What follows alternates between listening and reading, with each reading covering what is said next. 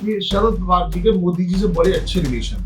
2024 के इलेक्शन में शरद पवार जी मोदी जी के खिलाफ नहीं जाना चाहते। उन्होंने बीजेपी को सपोर्ट करने की बात भी कह दी और विपक्ष को यह भी दिखाया शरद पवार ने कि देखो जी मैं कुछ नहीं कर रहा, मैंने तो पार्टी अध्यक्ष पद छोड़ दिया है, अब जो अध्यक्ष है वो फैसला ले रहा है। अब उन्हें सत्ता का सुख अगर दोबारा चाहिए तो उन्हें बीजेपी का हाथ चाहिए। नमस्कार, आप देख रहे हैं सौगंध टीवी और मैं हूं आपके साथ आस्था तिवारी। अगर बात की जाए राजनीति को लेकर के तो फिर वो चाहे यूपी हो या फिर बिहार हो या फिर महाराष्ट्र, हर जगह सियासत गर्माती दिख रही है। अब हाल ही में जिस तरीके से शरद पवार ने एनसीपी के लिए इस्तीफा दे दिया है, तो दूसरी तरफ शिंदे और फडणवीस की भी तमाम बातें निकल करके सामने आ रही हैं, जहां अगर देखा जाए लगातार उद्धव ठाकरे आपत्तिजनक विवाद बयान दे रहे हैं। अब ऐसे में जिस तरीके से लोकसभा और विधानसभा के चुनाव भी लगे हुए हैं, इन तमाम मुद्दों पर आज हम बात करने के लिए यहाँ पर मौजूद हैं, जहां पर हम बात करेंगे मनीष गुप्ता जी से, जो कि एक पॉलिटिशियन एक्सपर्ट हैं। तो आइए चलिए उनसे जान लेते हैं महाराष्ट्र की सियासत पे क्या कुछ गर्मा गर्मी देख रहे हैं। सर, जिस तरीके से महाराष्ट्र की सियासत लगातार गर्माती जा रही है और लोकसभा विधानसभा चुनाव भी नजदीक है, तो आप उसको किस नजरिए से देख रहे हैं?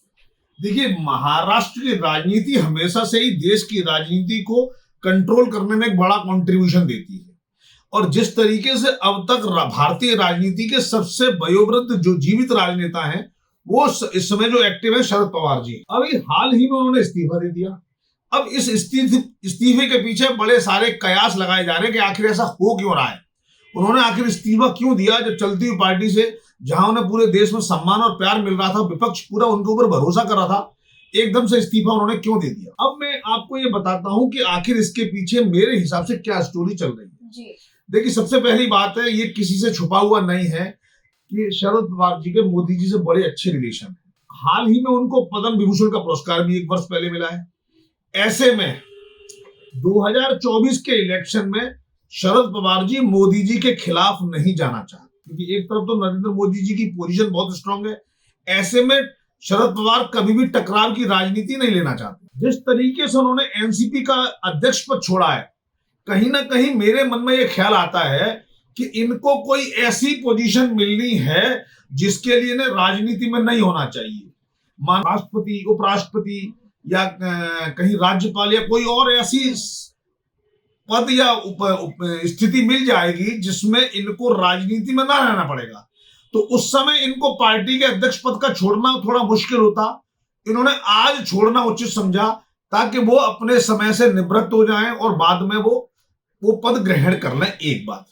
अब दूसरी बात, हम सब जानते हैं कि शिवसेना में रिफ्ट बहुत चौड़ी होती जा रही है। सुप्रिया सुले और अजीत पवार में बिल्कुल भी बन नहीं रही। कई बार ऐसा हो चुका है जब अजीत पवार ये दिखा रहे हैं कि मैं पार्टी को तोड़कर अपने 40-50 विधायकों को लेकर भाजपा को समर्थन दे दे। मानो ज्यादातर विधायक अजीत पवार जी के पास हैं। ऐसे में पार्टी अगर टूटती है तो 3 मोर्चों पर नुकसान होता है। सबसे पहले पार्टी का कंट्रोल चला जाता है, आधी पार्टी इधर आधी पार्टी उधर, तो जो नेगोशिएशन करने की, अपना अच्छे मलाईदार मंत्री पद देने की जो ताकत है वो खत्म हो जाती है। तीसरी, इकोनॉमिकल नुकसान होता है।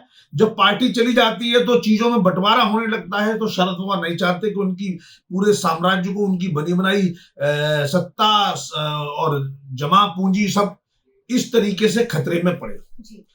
जैसे ही उन्होंने रेजिग्नेशन की बात कही, जाहिर है कि इमोशनल अटैचमेंट क्रिएट हुआ, लोगों ने कहा नहीं नहीं आप छोड़ के मत जाओ।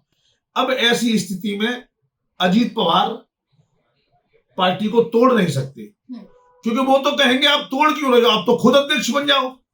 जाहिर सी बात है कि अब शरद पवार अगले 2-3 महीने के लिए पार्टी तोड़ने की पोजीशन में नहीं होंगे। और शरद पवार क्या चाहेंगे कि अजीत पवार को एक हिस्सा में दे दूं, इसको संगठन में जगह सुप्रिया सुले को दे दूं, पार्टी का अध्यक्ष किसी एक को बना दूं, दूसरे को मुख्यमंत्री का पद दे दूं। तो अब यहां उन्होंने नेगोशिएशन का हिस्सा छोड़ दिया।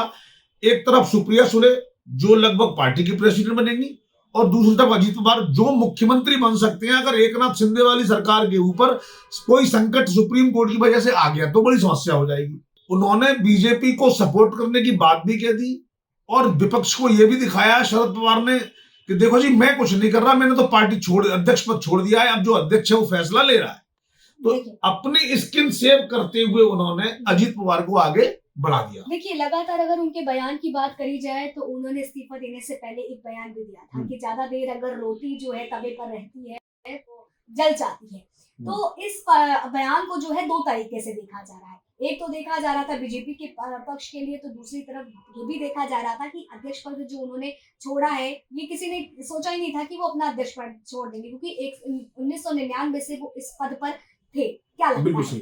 नहीं देखिए, इसको दो एंगल से देखिए। रोटी पलटने की बात थी जी। तो उन्होंने कहा मैंने अपनी जिंदगी का एक बड़ा हिस्सा इस पार्टी अध्यक्ष पद के रूप में रह लिया, अब मुझे पलटकर रोटी के दूसरे हिस्से को सेकना है। यानी अब वो अगली पीढ़ी को ये जिम्मेवारी देना चाहते हैं। अब अगली पीढ़ी में कौन, ये बड़ा फैसला बाकी है। मेरे हिसाब से सत्ता के संतुलन को बरकरार रखते हुए कुछ जिम्मेवारी सुप्रिया सुले को और कुछ जिम्मेवारी अजीत पवार को दे दी जाएगी। इसको एक और एंगल बताता हूँ। कहीं रोटी पलटने का अर्थ ये तो नहीं कि भाजपा के साथ उनकी दोस्ती बढ़ाने का समय आ गया है कि कांग्रेस वाली साइड सीख चुकी है, सत्ता का सुख वो ले चुके हैं। अब उन्हें सत्ता का सुख अगर दोबारा चाहिए तो उन्हें बीजेपी का हाथ चाहिए। महाराष्ट्र में और केंद्र में अगर दोनों जगह अगर उनको मिल जाता है, मान लो शरद पवार जी को कोई बड़ा पद मिल जाता है, इधर अजीत पवार जी को मुख्यमंत्री का पद मिल जाता है, सुप्रिया सुले पार्टी का प्रेसिडेंट बन जाते हैं, तो इसे कहते हैं 10 उंगलियां घी में। आप देख रहे हैं सौगंध टीवी, सौगंध वतन की।